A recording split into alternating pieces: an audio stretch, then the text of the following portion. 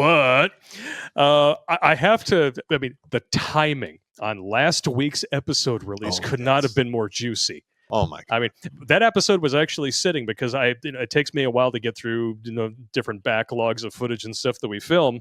And then sure enough, here we go. 8 days later, kablamo. Jennifer Lopez files for divorce from Ben Affleck 2 years to the day after they tied the knot for the second time. All right. So I just need to get the numbers of how much he's going to have to come out of pocket. How much he paid for both rings for the first idiot? I think she's worth more than him, so I'm not sure if he's going to have to pay anything. And they've only been hitched for 2 years. I know, but the ring enough is that ring he gave her. I don't even know how much that was. Bad news bears, and she's 4 years older than him too, dude. And she looks rough. Yeah, I love the. Where's the expression here that I used here? Yeah, she emerged with a face like thunder. All right. So it's the Sound and the Fury after the real event. Does she actually still perform at all? I believe so, yes. I mean, she looks like she's getting ready to go and, change somebody's pipes into the kitchen she's sink. wearing dirty pants. Not a big deal. I don't give a fuck. I don't give a fuck when she wears nice things. So why would I care about this? Face like thunder. All right. Now, but here's the thing. Okay. All right. So like the first time this whole thing went off the rails, I mean, I could probably issue one sympathy card. Maybe. Right. Maybe. But he literally got on the same train, went all the way around the shit salad fucking city, and now we are where we are. Yeah. Like, why don't you fucking learn, man? No kidding.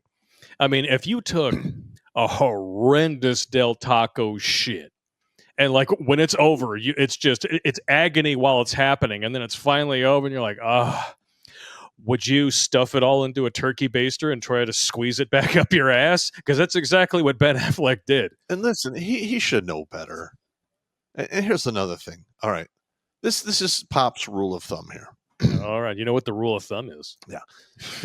Now, if you're out there dabbling with Nanny of Poon land, and you come across a female who is divorced from a Mirage.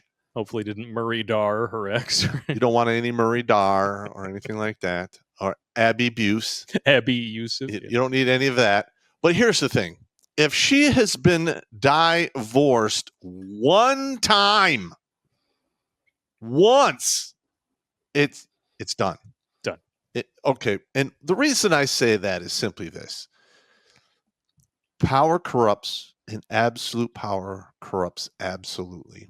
And once these women go into divorce court and they just see how many tools they have at their disposal to turn you into a cuck mangina slave boy by simply stating the 3 magic words, I'm not happy, and then having a restraining order put on you because I feel scared. That's the second magical phrase. Yeah, there you go. Like, what the fuck are you thinking? I'm serious. If you're going to mess around in that world of, nanny poon, whatever you want to call it, and you come across a divorced woman, just remember it's for entertainment purposes only. Period. Now, you can hang out with her, whatever, but you got to understand, you can never, ever put any money on the table because she will want those cash and prizes, and she knows how to use the tools to get them. And it doesn't need, don't do the Mirage thing. Don't have him move into your house because all she's got to do is pick up the phone and go, I feel scared. And then you have the cops showing up who almost always are going to white knight for the vagina. And you're going to wind up, going to the penalty box. Yes. And it's not worth it, gentlemen. Get labeled a misogynist. Yeah, listen. Not to mention that after she probably got her divorced, she wanted to go find herself. And guess what? The whole conga line of cocks had showed up, and you're just a placeholder in line. Come on, man. Yep. All right. I'm sorry. I was off on a. Hey, it's exactly why people tune in. Just saying.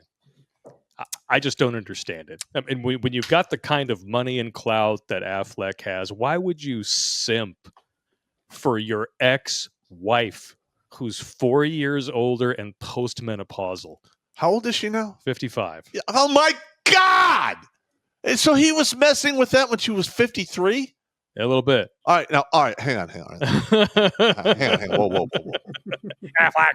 All right, hang on. All right, so we got a woman here. She's already been like divorced like 2 or 3 times before this. A little bit. She's got kids from another dude. Mark Anthony. All right, so Ben Affleck literally has a train load of Eskimo brothers. Oh. I mean, now let's be honest. I don't want to know. She's not really heavy. She's not a DNA dirigible. Dirigible.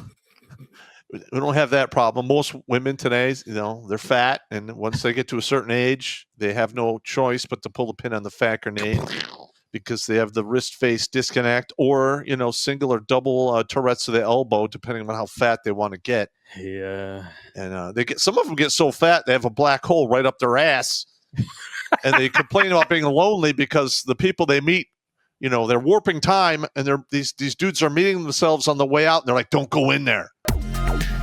Watch Grunt Speak live every Tuesday and Thursday at 8 p.m. Eastern. And if you want to join Pop for Supporter Sundays, go to redonkulous.com/donate and make a monthly pledge.